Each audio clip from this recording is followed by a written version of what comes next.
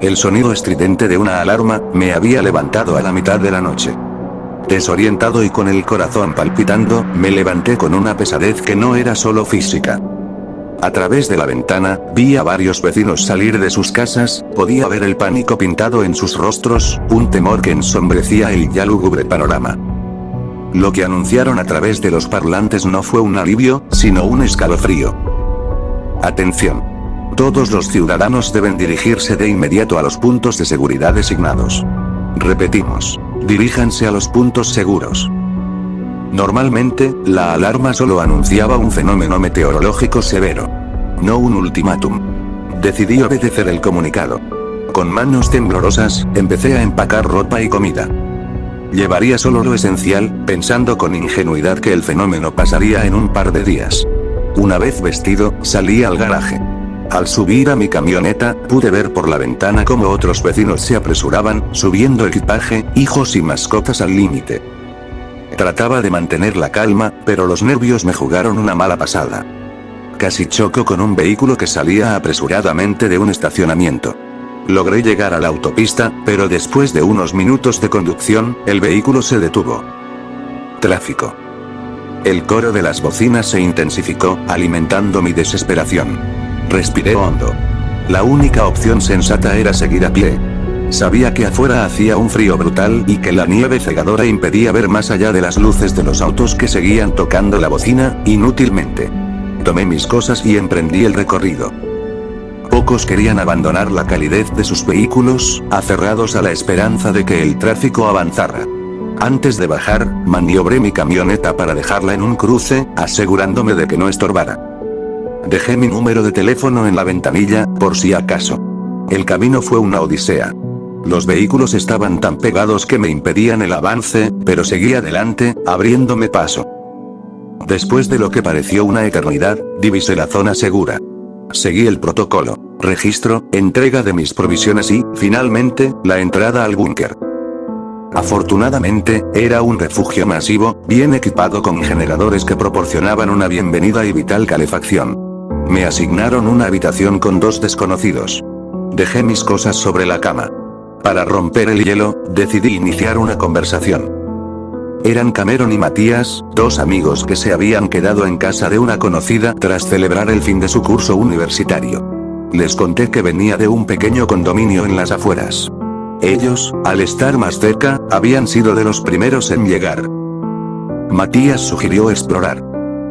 Llevábamos días encerrados sin haber visto más que el pasillo principal. De paso, aprovecharíamos para buscar a su amiga, que se encontraba en algún piso inferior.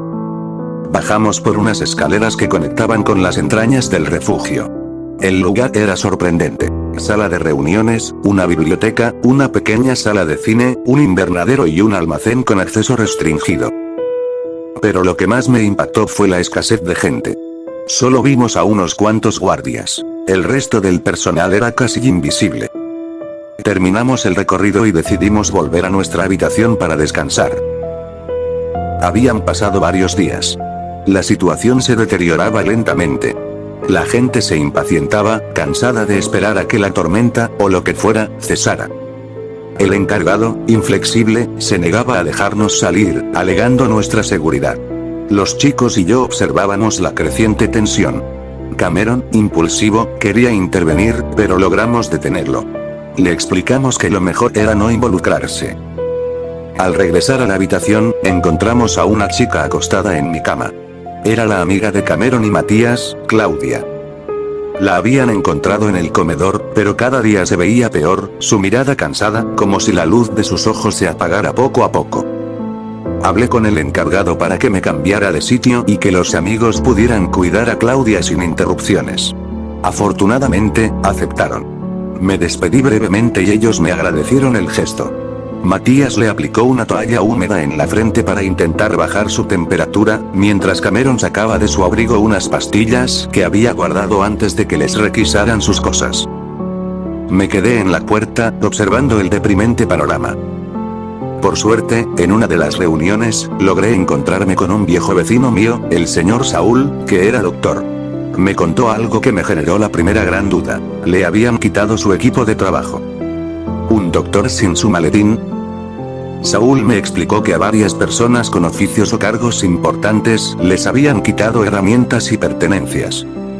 Matías confirmó que había escuchado al personal decir que lo hacían para evitar que la gente intentara salir del refugio. También era extraña la tormenta incesante. Les advertí que debíamos ser cautelosos y no confiar en nadie. Decidí acompañar al señor Saúl a su habitación. Conversamos mientras caminábamos. Me contó que su nieta lo cuidaba y que no paraba de preguntar por mí. Al llegar, una chica pelirroja leía un libro en su cama. Me quedé un instante contemplando su figura. Ella se giró. Se llamaba Teresa. Abrazó a su abuelo y luego a mí, con una efusividad que me dejó sin aliento. Me quedé un rato con ellos. Teresa nos hablaba de las maravillas de su novela, explicando cada detalle con un interés genuino y contagioso. A la mañana siguiente, salimos a caminar un poco, hasta que unos guardias nos detuvieron. Teresa se aferró a mi brazo. Pregunté si todo estaba bien. Está prohibido caminar por esta parte del búnker, me dijeron. Me quedé desconcertado. Si apenas el otro día, los chicos y yo habíamos pasado por allí para ir al comedor. Me disculpé, pero la situación me pareció increíblemente rara. ¿Por qué de pronto esa zona estaba vetada? A partir de ese día, empecé a observar el comportamiento de los guardias. También noté que varias personas empezaban a desaparecer sin dejar rastro. Extremamos precauciones, procurando no salir solos. Hasta que, un día, sin mediar palabra, los guardias irrumpieron en la habitación de Cameron y Matías. Empezaron a golpearlos mientras se llevaban a Claudia. Escuché el alboroto. Fui a ayudar. Logré golpear al guardia que arrastraba a Claudia, pero un segundo guardia me impactó con una patada brutal en las costillas, enviándome hacia atrás. Cameron tacleó al guardia que me había golpeado y me ayudó a levantarme. Escuché a Teresa y al señor Saúl gritarnos que corriéramos. Matías cargó a Claudia. Corrimos hacia la salida, pero recordé la restricción. Las puertas no se abrían sin un código de acceso. Lo que íbamos a hacer era un riesgo fatal. Buscaba una solución, hasta que el señor Saúl nos dio la clave. Tienen un sistema manual de emergencia. Para salir del búnker. Giramos por un pasillo, pero fuimos interceptados. Cameron y yo intentamos resistir, pero los guardias nos apuntaron con sus armas. Más personal de seguridad llegó y nos sometieron a la fuerza. Nos encerraron en unas celdas. Lo primero que notamos fue que se habían llevado a Teresa. Los chicos y yo intentamos inútilmente romper los barrotes, solo consiguiendo hacernos daño en las manos. Estaba todo oscuro. No sabíamos cuántos días habíamos pasado allí. La culpa me carcomía por no haber podido proteger a Teresa. No habíamos comido ni bebido. De pronto, la puerta se abrió. Un guardia entró. Al vernos, se acercó para abrir la celda. Fue un error. Sin tiempo para reaccionar, Cameron, Matías y yo lo sometimos. Le cubrimos la boca y, en pocos minutos, la falta de aire lo doblegó.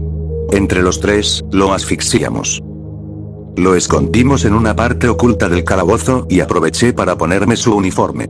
Intentaríamos escapar de nuevo. Pero los chicos se rehusaron a marcharse sin Claudia. El señor Saúl insistió en el peligro, y que debemos escapar lo antes posible. Eran tercos. Les dije, yo iré a buscarla. Ustedes, intenten salir. Nos separamos, fui lo más cauteloso posible. Vi a unos guardias custodiando una puerta. Cameron me había contado que algunas personas entraban allí, pero nunca salían. Estudiaba cómo pasar desapercibido, hasta que los guardias fueron llamados por la radio. Aproveché la distracción. Entré. El lugar estaba a oscuras y desprendía un olor fuerte, repugnante. A algo que se estaba pudriendo. Encendí las luces. La visión me produjo una náusea instantánea. Vi carne cortada, sangre por todas partes y una bañera llena de líquido oscuro. No era carne de animal. Era carne humana. A un lado, vi la ropa de Teresa. Al acercarme, sentí que el alma me abandonaba. El cuerpo de una chica, despellejado y desmembrado. Vomité la poca comida que tenía. Escuché que la puerta se abría. Me escondí rápidamente debajo de una mesa. Un hombre entró, como un carnicero, con una espeluznante máscara de gas. Estaba cortando un brazo, y sentí que algo de su sangre salpicó mi uniforme. Aprovechando que estaba de espaldas, salí de la habitación, el terror puro corriendo por mis venas. A la distancia, vi a Matías esperándome en el pasillo. La preocupación en su rostro se transformó en horror al verme, cubierto de sangre, con una expresión de pánico absoluto, pero sin su amiga. Tras una carrera desesperada por los pasillos, logramos llegar a la salida, donde el señor Saúl ya giraba la manivela del sistema manual. Escuchamos las pisadas apuradas de los guardias acercándose. Entre todos, logramos empujar la puerta y salir. La cerramos justo antes de que nos alcanzaran. El grito que resonó al otro lado era monstruoso. Corrimos, alejándonos lo más rápido posible de aquel infierno congelado.